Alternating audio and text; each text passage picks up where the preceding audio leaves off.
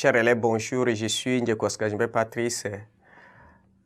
Merci encore de nous revoir aujourd'hui pour la suite et fin de notre cours sur la République à vendre, aussi fin de l'œuvre l'engagement en tant que tel. Vous savez, nous allons là, pendant cette séquence-là, faire la conclusion générale de notre cours, vous savez, et de l'œuvre et aussi générale. De tout ce qui précède, voilà, nous pouvons dire que l'auteur de ce roman attire notre attention sur les bavures et les mauvaises gouvernances qui font croupir le peuple africain dans la misère. Et ces peuples ne jouissent ni de leurs droits ni de leurs libertés individuelles et collectives qui semblent être pris en otage par leurs propres dirigeants.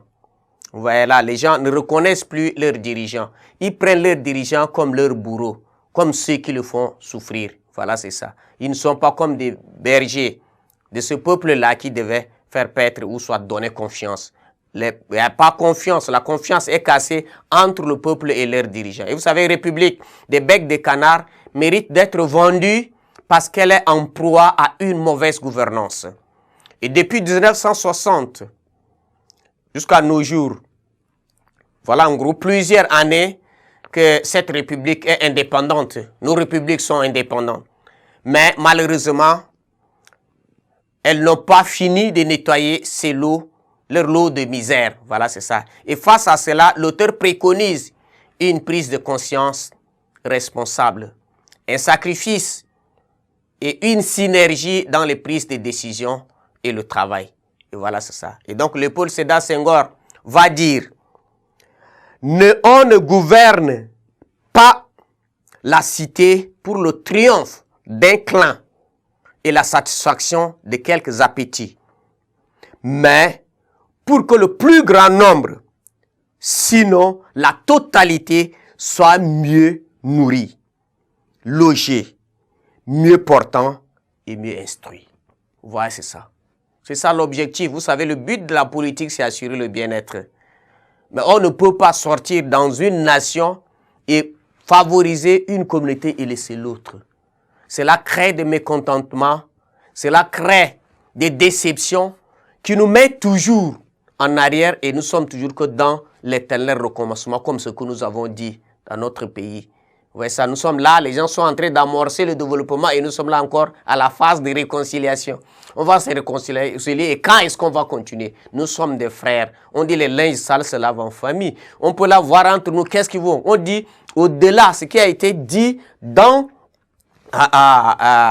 les messages de Jean-Paul Sartre. On dit au-delà de nos colorations politiques, l'unité nationale est à préserver. Voilà ce qu'on peut penser. Il n'y a pas quelque chose qui dépasse l'unité nationale. Il n'y a pas quelque chose qui dépasse ce qui nous unit. C'est ce ciment-là. C'est ce que nous devons chercher à protéger. Mais ce n'est plus le cas. Voilà, c'est ça la question. C'est pourquoi, devant tous ces problèmes, un certain nombre de personnes conscientes de cette nécessité de vivre en paix ou soit d'assurer le développement cohérent de la nation se sont engagés pour pouvoir dénoncer ces appétits.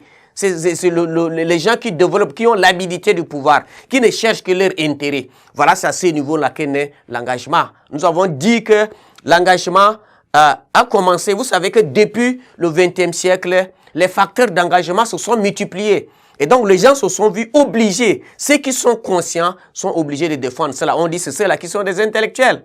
C'est intellectuel, je dis entre guillemets. C'est celui qui se préoccupe des autres, qui ne voit que son intérêt. Pourquoi on disait qu'il y a toujours deux types de personnes. Lorsque nous sommes là dans la vie, il y a des gens qui ont réussi leur vie, il y a des gens qui ont réussi dans la vie. Réussir sa vie, c'est quoi? C'est-à-dire se préoccuper des autres. C'est-à-dire développer la sensibilité. Ce qui nous met au service des autres, ce qui compte. Mais les gens qui réussissent dans la vie, je suis là pour moi, moi et ma famille, je suis là. Et cela crée davantage de problèmes. Et nous ne pensons pas à la postérité, ce qui vient après nous. Hein? Dans la conscience nationale, la femme de Christophe dit, Christophe, ne demande pas trop aux hommes, pas à toi-même. Et il va dire à son mari, nos enfants, pense à nos enfants. Il faudrait que nos dirigeants, tous ceux qui se roulent là, les hommes politiques, essayent de penser à la génération qui vient. On oublie ceux qui sont en train de grandir. Nous sommes là, nous bouffons, nous partons, c'est fini. Et nous sommes en train de mettre en mal le devenir de notre pays. Voilà, c'est ça, c'est un cri dans l'arme qu'on peut émettre là, pour que nous soyons tous là ensemble. L'éducation est mise par terre, on s'en fout. Parce que nous sommes déjà là, nous sommes en train de bouffer. Et pourtant, nous devons assurer le bien-être de la population. Et en mettant beaucoup plus l'accent sur l'éducation. Hein? On dit quand vous voulez détruire une nation, inutile de lui déclarer la guerre. Il faut attaquer à son système éducatif.